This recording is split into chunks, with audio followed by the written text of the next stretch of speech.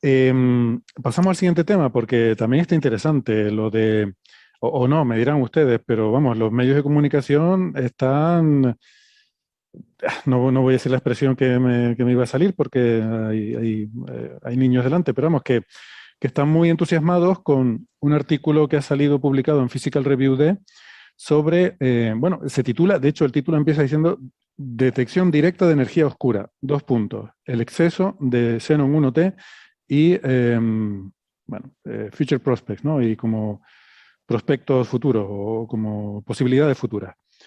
Um, esto del exceso de Xenon 1T lo comentamos, no recuerdo en qué episodio, el 230 y algo me suena, que bueno, no está claro ni siquiera que sea real. O sea, podría todavía ser una fluctuación estadística. Está un poco por encima de 3 sigma, si yo no recuerdo mal. Y Xenon 1T es un experimento para buscar, para detección directa de materia oscura. La idea es que una partícula de materia oscura pueda interactuar con uno de los átomos, uno de los núcleos en el detector y producirle un efecto, que al absorberlo pues, se produzca una sacudida en ese núcleo y eso dé lugar a una señal que sea medible en el detector.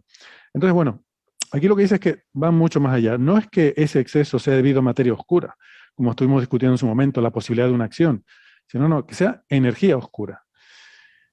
Y bueno, de los autores son Bagnosi y una serie de colaboradores del Reino Unido, de Italia, de Holanda, de Francia y de Estados Unidos.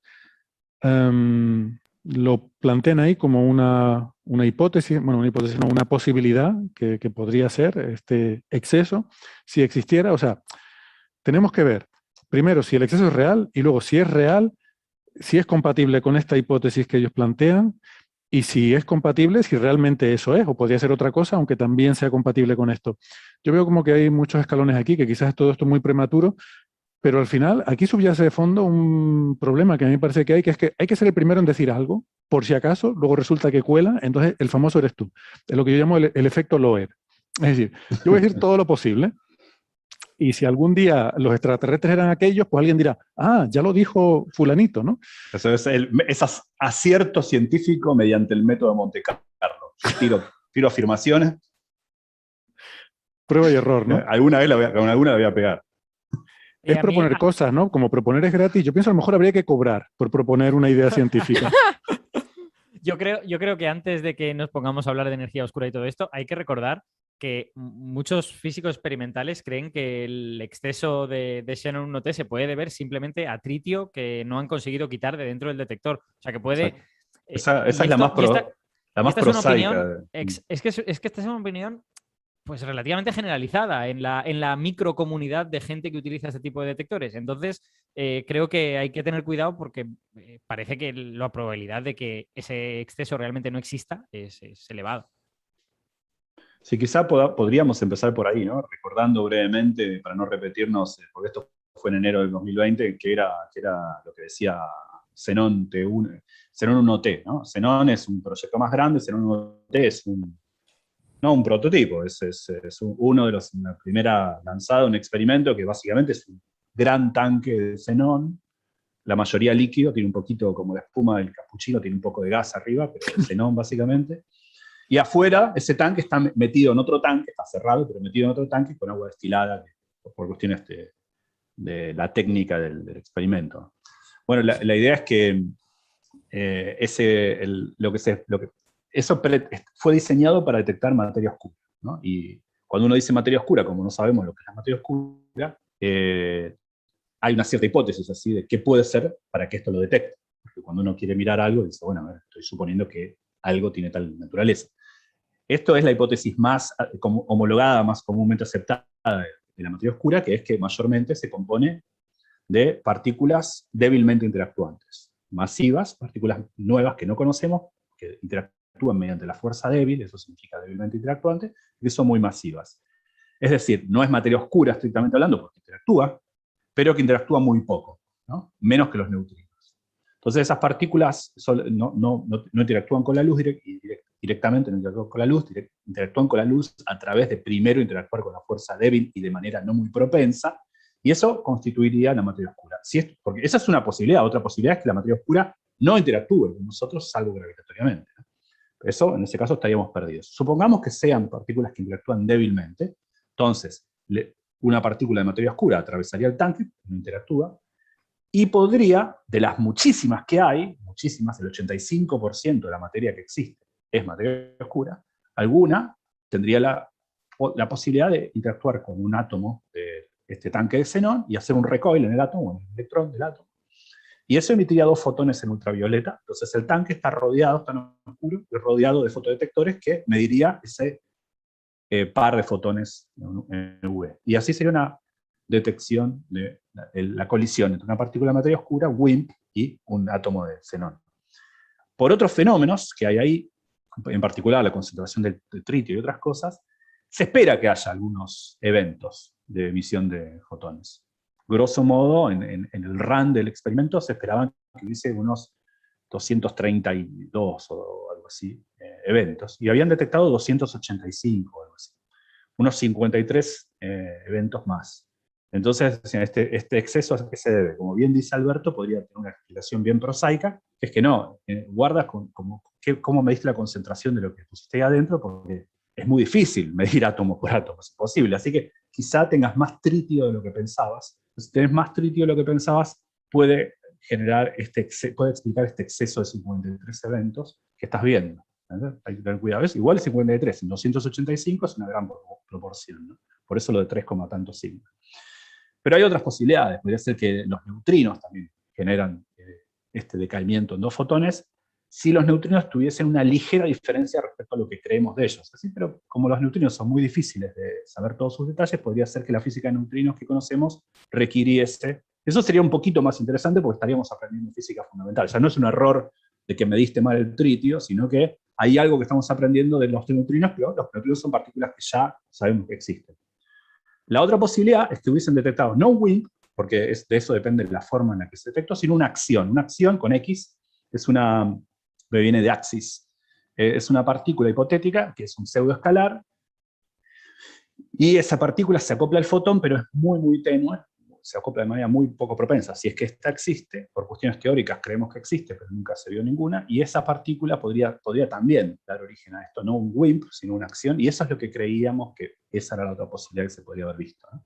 Recordemos que esto ocurre en el macizo de los Apeninos, que es en el Gran Sasso, que es más o menos el mismo lugar donde se detectó en el 2011 esa falaz velocidad superlumínica de los neutrinos. A mí me hace acordar a la mitología de Star Wars, ¿no? A mí no me gusta mucho la ciencia ficción, pero esta me la aprendí porque la vi cuando era chico, que a la edad cuando uno tiene que ver ciencia ficción, perdón por no, chiste. Cuando Skywalker va a esa cueva, donde se enfrenta a sus miedos y se hacen realidad, lo mismo pasa en el Gran Sasso.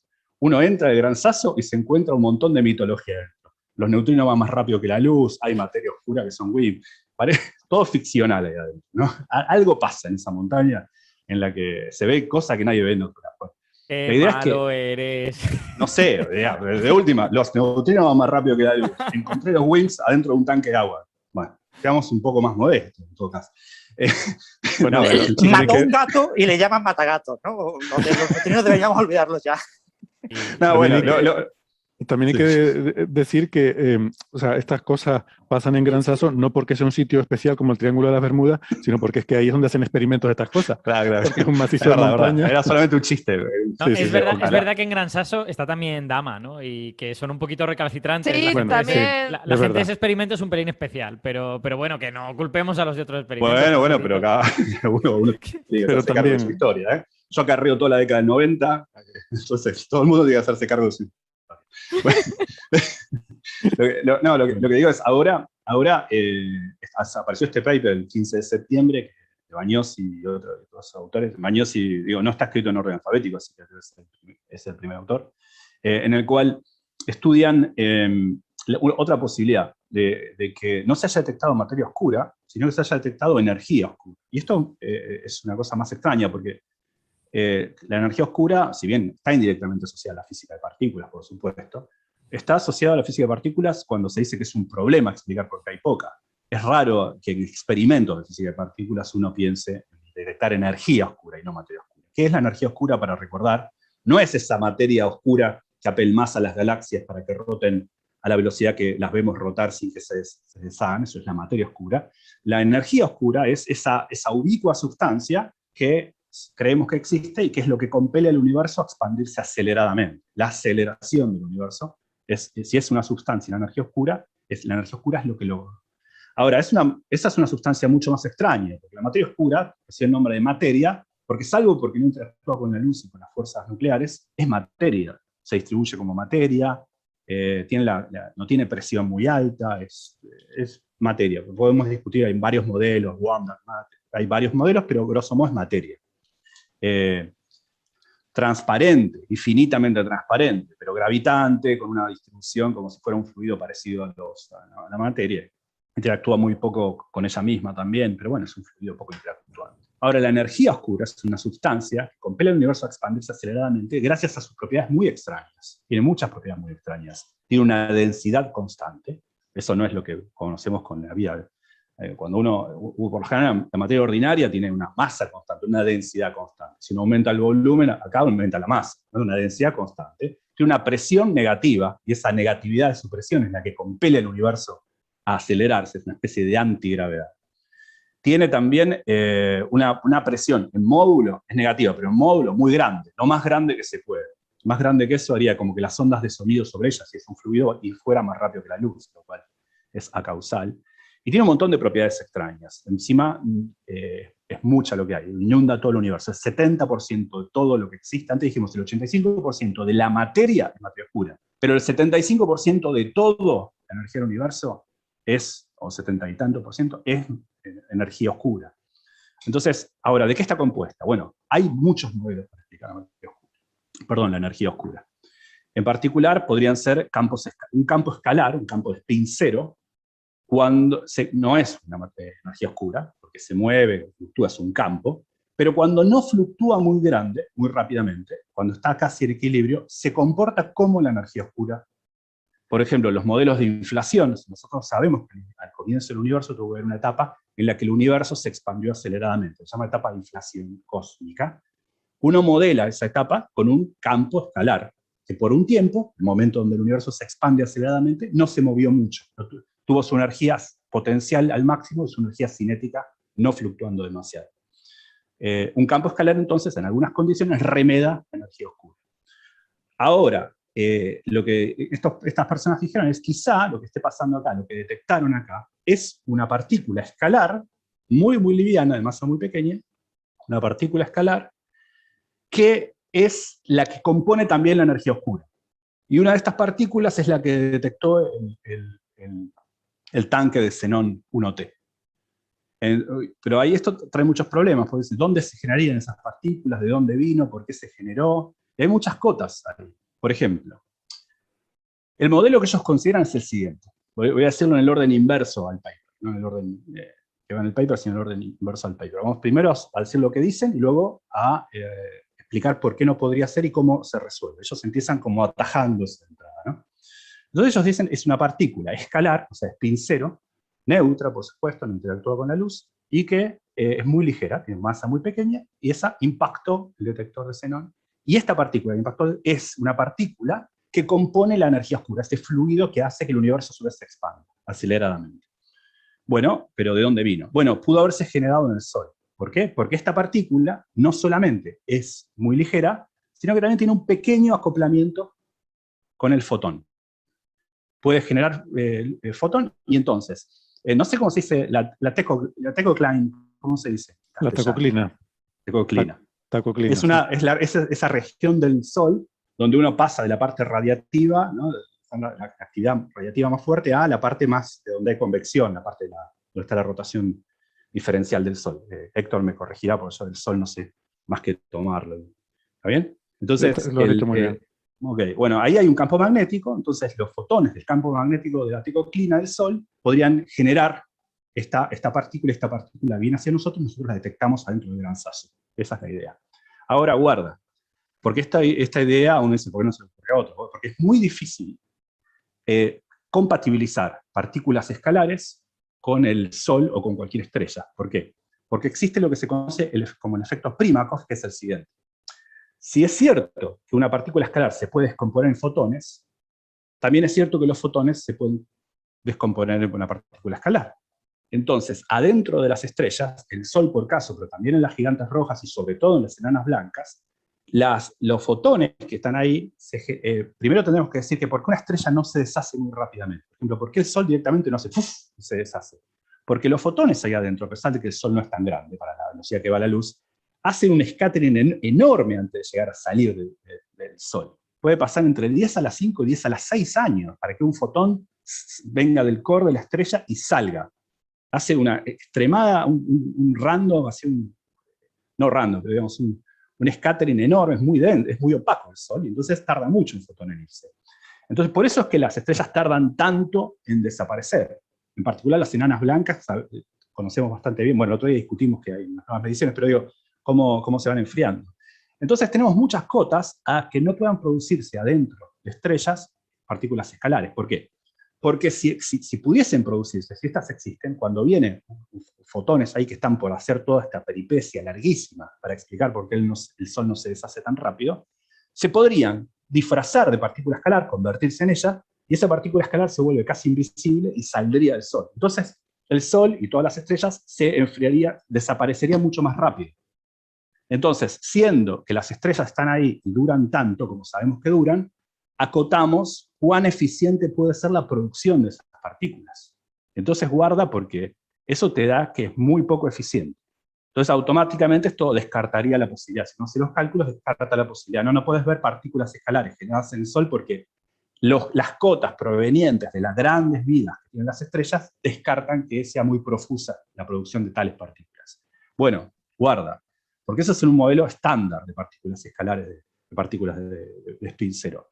Están estos modelos que se llaman modelos de camaleón, un mecanismo que se llama mecanismo de camaleón, que toma el nombre de la idea de que cómo se acopla, y no solamente cómo se acopla, sino también su energía cinética, no quiero entrar en detalles, pero cómo se acopla la partícula a la materia depende de las condiciones, fuertemente de las condiciones en las que está la materia. Entonces ellos consideran modelos en los cuales las partículas se acoplan poco al fotón cuando hay densidades muy grandes, como adentro del Sol, pero se acoplan más eficientemente en regiones como la tecoclina solar, y entonces ahí sí se podrían. Entonces ponen esta suerte de afinidad selectiva de la partícula a interactuar poco con la materia cuando hay mucha materia, mucho cuando hay poca. Entonces, si uno hace eso, piensa, las partículas no se acoplan mucho en el core del Sol, por eso no se producen muchas, por eso el Sol dura tanto y no se va evaporando por emisión de ellas. Pero en la tecoclina, cuando uno pasa de la parte radiativa a la parte convectiva, ahí el campo magnético, los fotones del campo magnético, ahí sí se empieza a acoplar un poco más, entonces ahí sí se generan profusamente y uno podría hacer que los números peguen con lo que obtuvo Zenón 1T. Ahora, esto es un poco ad hoc, no está mal el mecanismo, yo no soy un experto en modelos de quintasencia o de partículas escalares, pero uno puede mirar el paper, mira lagrangianos, ecuación 2, ecuación 3 del paper, y es un modelo que está bien, pero es un poco ad hoc, ¿no? Es como decir, bueno, pensemos como un cuento de Chesterton, viene el padre Brown, encuentra un tipo con un cuchillo en la espalda y se lo mataron, y uno dice, no, se pudo haber caído. Bueno, sí, pero justo en la espalda. Bueno, el cuchillo pudo estar parado ahí, pero tiene huellas de pisadas en la cara. Quien vino a hacer la limpieza no lo vio y quizás se paró. Bueno, en un momento dice, bueno, sí, no es estrictamente imposible, pero hay cierta naturalidad, ¿no? Acá pasa un poco eso. Es un modelo, estos modelos de camaleón, a mí personalmente no me gustan, pero a quién le importa mi gusto, ¿no? Pero en el sentido de que creo que, lo digo como una persona conservadora que soy en Lagrangiano. Yo soy una persona conservadora en Lagrangianos, y uno mira este Lagrangiano y dice, bueno, si uno pone funciones que multiplican el término cinético, que son arbitrarias, y yo me busco la función para que se acople por un momento, digo, bueno, puedo hacer casi cualquier cosa, ¿no?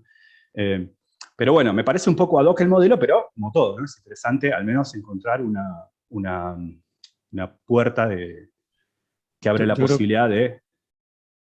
Sí, yo creo que con estas cosas, gracias por la explicación, Gastón, por cierto, que ha sido muy clara, a mí me ayuda mucho a entender mejor lo que proponen estos autores. Sí que tengo la sensación con estos modelos de camaleón, está el tema de que desde el punto de vista de la filosofía de la ciencia tiene que haber algo de, a lo que iba, creo que además hay algo en esto en filosofía de la ciencia, ¿no? De que los modelos tienen que estar además adecuadamente motivados. ¿no? Es decir, ¿cuál es la motivación para introducir esta interacción adicional? No, es que quiero ajustar una cosa extra. Claro, tú tienes entonces una teoría que te ajusta una serie de cosas y de repente aquí hay algo que no entiendes. Entonces dices, bueno, voy a cambiar mi teoría, pero no la voy a cambiar de cualquier forma, la voy a cambiar de una forma que no toque nada de lo que ya está. O sea, el cambio que voy a hacer no toca nada de esto de aquí, pero sin embargo toca esto otro, que es donde yo quiero que funcione, ¿no? Entonces como que introduces un parámetro adicional ad hoc, o sea, es como cuando estás ajustando un ajuste por mínimos cuadrados y hay algo que no te ajusta, entonces en tu función metes algo que depende de un solo parámetro solamente para ajustar eso, ¿no? Es eso que tú estás diciendo, que es ad hoc. Lo veo como que es meterlo con calzador, ¿no? Y entonces creo que eso va un poco en contra de lo que sería una hipótesis bien motivada físicamente. Parece más bien algo que se introduce para resolver un problema. Entonces, cuando tú tienes un problema e introduces algo específicamente para resolver, pues lo resuelves, claro, evidentemente. También podrías invocar aliens por las mismas. Sí, Quiero decir que, Gastón lo ha explicado muy bien. Un punto que quizás no ha comentado o no ha destacado lo suficiente es que este modelo utiliza 6 parámetros. 6 parámetros para poder ajustar la señal de Xenon 1T con la energía oscura. Los campos camaleón, como ha comentado Héctor, el gran problema que tienen es ese, es que lo que hacen es meter... O sea, un campo camaleón no puede ser una partícula fundamental. Un campo fundamental no puede tener una masa que dependa del entorno. Entonces, lo que se supone es que ciertas teorías permiten la existencia de campos efectivos. No son campos fundamentales, son campos efectivos. Y estos campos efectivos sí ya tienen la posibilidad de que los parámetros pues, sean arbitrarios. Ya no pueden ser campos ni renormalizables, ni pueden ser compatibles con simetría Higgs, ni tienen una cantidad de problemas por todos lados. Pero no importa nada, como son efectivos, ¿vale? O sea, como son efectivos, pues mientras me sirvan, funcionan. El problema de estar, por eso hay gente que está trabajando con los campos camaleones. Si tú ves que un campo escalar sirve para un problema y otro campo escalar sirve para otro problema, y tú miras los dos lagrangianos y dices, pues se parecen, pues, y si pongo un parámetro que haga que se interpole entre un problema y el otro, pues ya tengo un campo camaleón que me resuelve ambos problemas.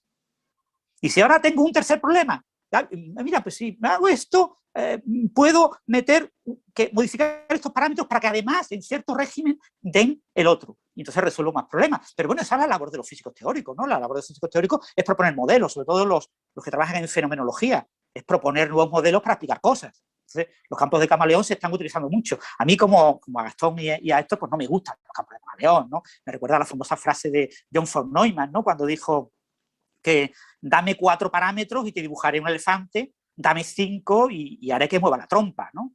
Y es así, se puede con 4 parámetros complejos, un análisis de Fourier muy sencillito, dibujar algo que se parece a un elefante. Se parece a un elefante como se parece a una boa comiéndose un elefante, el sombrero El Principito. Pero bueno, se parece a un elefante de lejos, ¿no? Es decir, completamente, porque es una boa que se ha comido un elefante.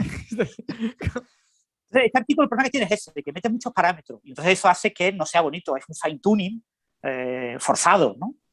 Y claro, el gran problema es que si tú quieres que un campo escalar te explique la energía oscura, que es una cosa a escala cósmica, que prácticamente no influye para nada en la Tierra ni en el Sol, pero además quieres explicar una señal que se ha observado en un detector en la Tierra, luego tiene que ser algo que contacte con algo en la Tierra, pero además quieres que la fuente de eso sea la física solar de Héctor, pues necesitas que esté en algún lugar del Sol, se esté generando, pues te encuentras con muchas dificultades y tienes que meter muchos parámetros, tienes que hacer muchos ajustes finos, tienes que hacer mucho encaje de bolillos y al final te sale una teoría, por desgracia, pues muy fea, ¿no? Y entonces este tipo de artículos no tienen ningún tipo de viso de que vaya por la línea buena, ¿no? Hay que recordar que para la explicación de Xenon 1T se han publicado más de 180 artículos que la citan, 3 o 4 artículos hablando del tema del tritio y de explicaciones prosaicas, que son lo que todo el mundo espera que sea la explicación definitiva, y el resto, como 170 artículos, hablando de propuestas teóricas a cada cual más especulativa y más exótica, ¿no? Ya se ha propuesto de todo lo que te puedes imaginar que se puede proponer. Las ideas que comentó Gastón de la acción y los neutrinos aparecen en el artículo original de la colaboración Xenon 1T, ¿no? Pero propuestas ha habido todas las concebibles y van a seguir proponiéndose propuestas, ¿no? Incluso varios físicos españoles que trabajan en fenomenología han publicado sus artículos con sus propuestas propias. Claro, pero porque, a ver, yo tengo amigos jóvenes, o bueno, jóvenes, medio jóvenes, ¿no? Que están en la etapa de estas de estar a punto de conseguir lo que podría ser una plaza permanente, y toda esa gente lo que necesita es citas y sabe que subiéndose a este tipo de olas, pues va a tener o puede tener algún tipo de citas. O sea, sí, yo creo que con este asunto pasa lo mismo que con tantas otras posibles señales de nueva física en física de partículas, que es que hay una comunidad de teóricos muy grande que está deseando que suceda algo interesante porque no encontramos ninguna cosa de nueva física. Entonces, entre el entusiasmo y la necesidad de las citas, pues se explican todos estos centenares de papers que salen siempre.